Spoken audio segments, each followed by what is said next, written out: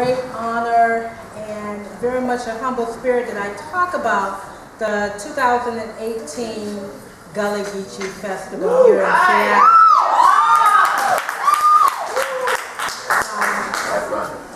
In 2016, I was here and Ms. Vickie and I talked about, we're a part of the Gullah Geechee Festival, and I spoke for her.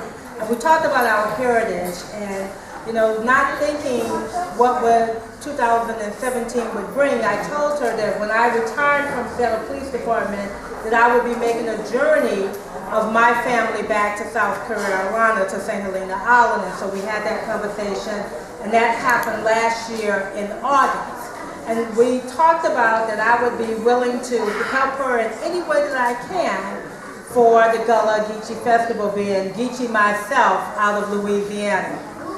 Not knowing that I would be making this journey without her in 2017, myself and Monique Franklin went to Beaufort, South Carolina, and then down into the St. Helena Islands, where we would spend the weekend for the Gullah Festival of Dance and Movement. That was just tremendous and eye-opening, and I call it closing the circle for myself, having grown up in the Geechee culture.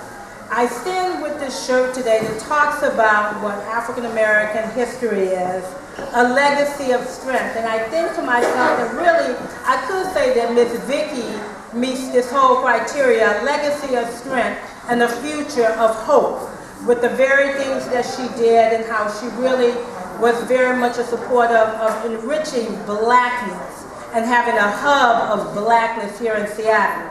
So we are planning the Gullah Geechee Festival for 2018.